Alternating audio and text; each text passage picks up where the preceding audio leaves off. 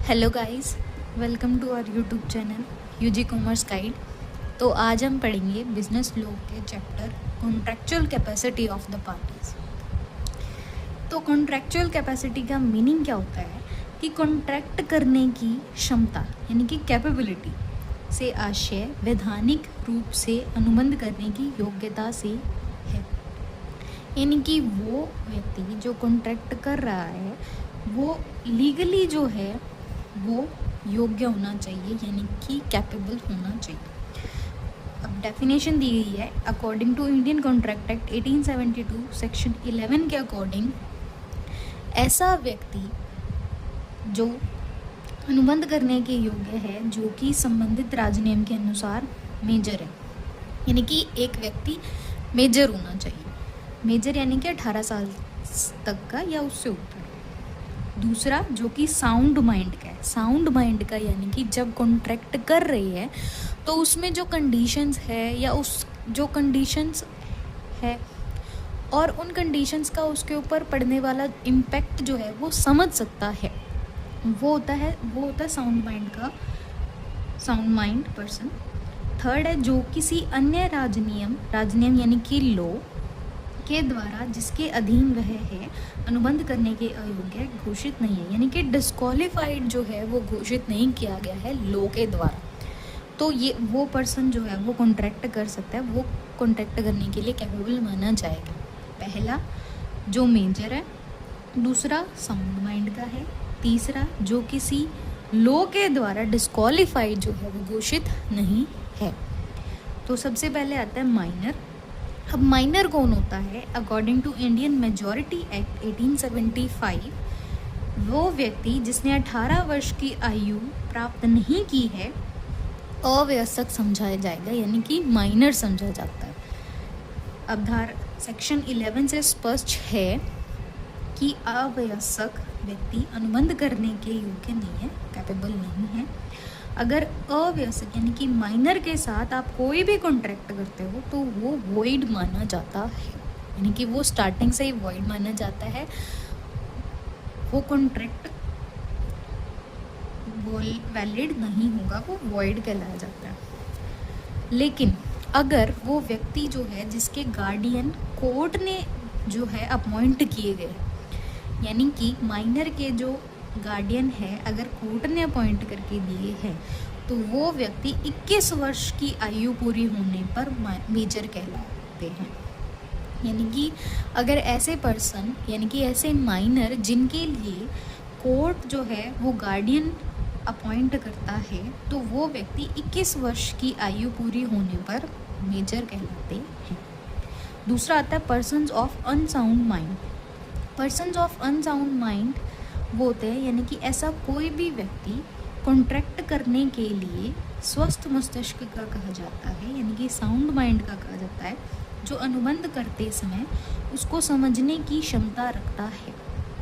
मैंने बताया था ना आपको कि साउंड माइंड का पर्सन होता है जो कॉन्ट्रैक्ट की जो कंडीशंस है उसको समझ सकता है, उसके अंदर वो एबिलिटी है कि वो समझ सके तथा कॉन्ट्रैक्ट द्वारा उसके हितों पर पड़ने वाले प्रभाव यानी कि इम्पैक्ट के संबंध में विवेकपूर्ण निर्णय ले सकता है, यानी कि वो निर्णय भी ले सकता है। वो होता है साउंड माइंड पर्सन। अब अनसाउंड माइंड पर्सन वाले पर्सन्स कौन होते हैं? सबसे पहला है इडियट। इडियट यानी कि पैदाइशी मूर्ख, जो जन्म से ही मूर्ख होता है। अब व्यक्ति का आशय उस व्यक्ति से है जो जन्म से ही मूर्ख होता है तथा जिसमें सोचने समझने की क्षमता यानी कि शक्ति नहीं होती है। अब अगर आप उससे नाम पूछते हो तो वो अपना नाम नहीं बताता, कुछ और बता देते। बट अगर वो व्यक्ति जो प्रश्न करने पर अपनी उम्र, नाम और अन्य साधारण बातों का उत्तर दे सकता है पैदाइशी मूर्ख नहीं समझा जाता। यानी कि अगर आपके पूछने पर वो जवाब दे रहा है, करेक्ट जवाब दे रहा है, नाम पूछ रहे हो तो नाम बता रहे हैं, जगह पूछ रहे हो जगह बता रहे हैं, अगर ऐसी जनरल बातें जो है वो आप उनसे पूछ रहे हो और वो जवाब दे रहा है तो इट मीन्स वो पैदाइशी मूर्ख नहीं है, यानी कि वो इडियट नहीं है। दूसरा आता है लुनेटिक। लुनेटिक कौन सा होता है? जो किसी रोग, दुर्घटना या दुख के कारण अपनी मस्तिष्क यानी कि दिमाग का संतुलन खो बैठता है, वो पागल कहलाता है। यानी कि लुनाटिक यानी कि पागल। अगर कोई व्यक्ति यानी कि अगर कोई एक्सीडेंट हो जाता है, हम सुनते हैं ना कि एक्सीडेंट होने से उसकी याददाश्त चली गई या फिर वो मतलब उसका माइंड जो है वो हिल गया, तो दैट इज़ कॉल्ड पागल, यानी कि उसको पागल कहा जाता है। तीसरा ड्रंकर्ड, शराबी या बेसुध, जो हमेशा ही शराब के नशे में रहता है। अगर आप उसके साथ कॉन्ट्रैक्ट करते हो तो वो भी वॉइड होता है, यानी कि वो वॉइड होता है। ये जो है वो ये कैपेबल नहीं होते हैं कॉन्ट्रैक्ट करने के लिए। थर्ड जो है अदर डिस्क्वालिफाइड पर्सन, यानी कि ये पर्सन्स के साथ भी अगर आप कॉन्ट्रैक्ट नहीं कर सकते हो। पहला है विदेशी शत्रु, यानी कि जिसके साथ हमारे देश के संबंध अच्छे नहीं है, अगर आप उसके साथ कॉन्ट्रैक्ट नहीं कर सकते। भारतीय राष्ट्रपति यानी कि प्रेसिडेंट पर भी न्यायालय में केस नहीं किया जा सकता। आप किसी भी कोर्ट में प्रेसिडेंट के ऊपर केस नहीं कर सकते। ऊंचे पेशे वाले व्यक्ति भी अपनी फीस के लिए कोर्ट में किसी पर केस नहीं कर सकते। वैधानिक स्थिति के कारण अयोग्यता, यानी कि लीगल सिचुएशन के अकॉर्डिंग जो है आप इनकेपेबल माने जाते हो। पहला कैदी, अगर आप कैदी हो, जेल में बंद हो, तो आप कॉन्ट्रैक्ट नहीं कर सकते। अगर आपको बेल मिल गई है तो आप कॉन्ट्रैक्ट कर सकते हो। दिवालिया, इंसॉल्वेंट हो तो ऑब्वियसली कॉन्ट्रैक्ट नहीं कर सकते, और आपके साथ कोई कॉन्ट्रैक्ट करना भी नहीं चाहिए अगर आप दिवालिया। तो ये 3 सिचुएशंस है जिनमें जो इनकेपेबल माने जाते हैं, अगर आप कॉन्ट्रैक्ट करने के लिए इनकेपेबल माने जाते हैं। पहला है माइनर की सिचुएशन में मैंने आपको 2 बताया। जनरली 18 ईयर्स पर मेजर बनता है, बट अगर 21 वर्ष यानी कि अगर कोर्ट ने उसके लिए गार्डियन अपॉइंट करके दिया तो वो 21 साल की उम्र में जो है वो मेजर समझा जाता है। दूसरा पर्सन्स ऑफ अनसाउंड माइंड, पहला इडियट, दूसरा लुनेटिक, तीसरा ड्रंकर्ड और अदर डिस्क्वालिफाइड पर्सन। तो ये है हमारे कॉन्ट्रैक्चुअल कैपेसिटी, यानी कि जिनमें नहीं होती है, जो कॉन्ट्रैक्ट नहीं कर सकते।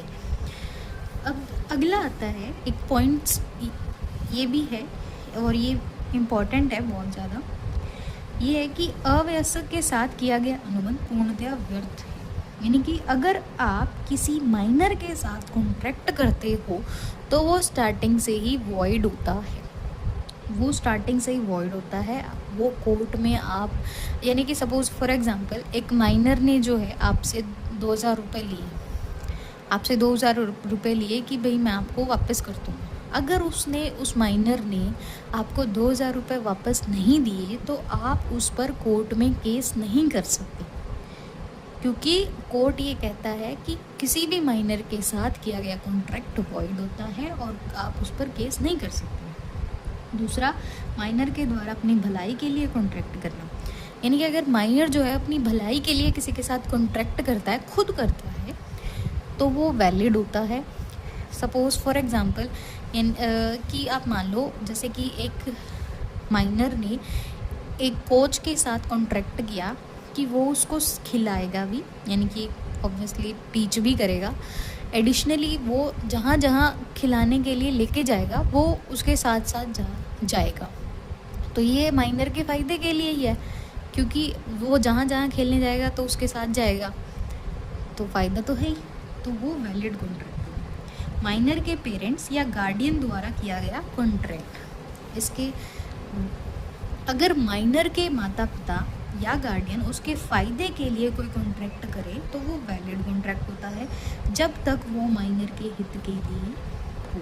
मान लो एक छोटा बच्चा एक स्कूल में पढ़ रहा है, उसके पेरेंट्स उसके लिए हॉस्टल और ट्यूशन फ़ी का कॉन्ट्रैक्ट करते हैं, ये कॉन्ट्रैक्ट वैलिड माना जाएगा, क्योंकि ये माइनर के बेनिफिट के लिए। अगर माइनर के बेनिफिट के लिए उसके पेरेंट्स या उसके गार्डियन कॉन्ट्रैक्ट करते हैं तो वो वैलिड होते हैं। माइनर एज एन एजेंट, अगर माइनर को आप एजेंट के रूप में अपॉइंट कर रहे हो, आप एजेंट के रूप में अपॉइंट कर सकते हो, इट्स फ्री, बट उसकी सारी जो लाइबिलिटी है, जो अपॉइंट कर रहा है पर्सन उसको माइनर को एजेंट के रूप में अपॉइंट कर रहा है, वो उसकी सारी लाइबिलिटीज़ के लिए क्या होगा, लाइबल होगा। यानी कि अगर उसने कोई गलती कर दी तो उसके लिए वो पर्सन जो है लायबल होगा। तो माइनर को आप एक एजेंट के रूप में स्वीकार कर सकते हो।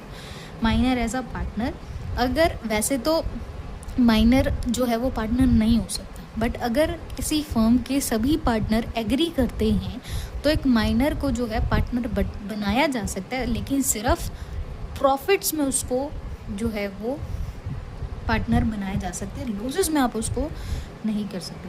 माइनर को इंसॉल्वेंट घोषित नहीं किया जा सकता।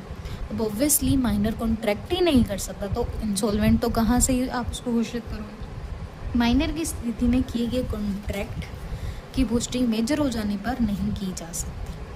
यानी कि अगर एक माइनर जो है वो कॉन्ट्रैक्ट करता है और बाद में अगर वो मेजर हो गया, तो आप उस पर ये नहीं कह सकते कि आपको ये पूरा करना ही पड़ेगा, आप उसको ये नहीं कह सकते।